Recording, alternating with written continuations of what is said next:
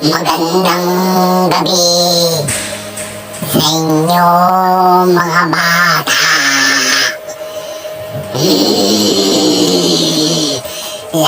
Lalong-lalo ka na, Maymay. Balita ko, masyado ka nang nagpupuyat, Maymay. Tigilan mo na yan. Matulog ka na, Maymay.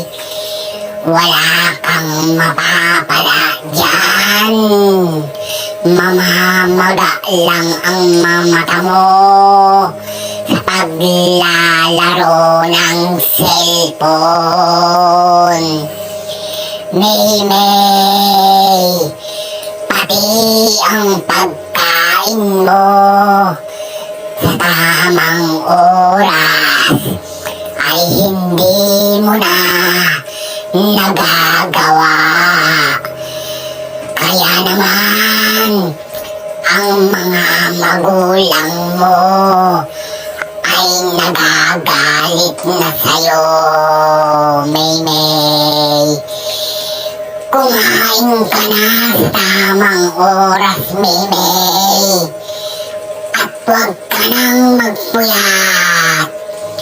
Kung hindi ka susunod, ay pupuntahan ka namin at kami ang magpapatulog sa'yo.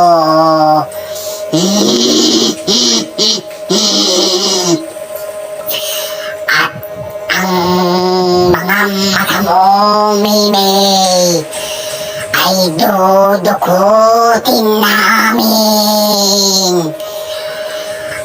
Ang mga kamay mo, Maymay, ay puputulin namin para hindi ka na makapag-cellphone. Gusto mo ba yun, Maymay? Kaya naman, tigilan mo na ang pagka-addict mo sa cellphone. Tigilan mo na ang paglalaro sa gabi.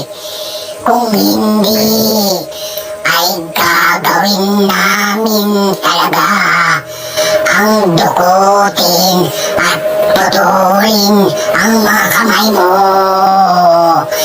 Hindi kami nagbibiro. Andiyan na kami, Maymay.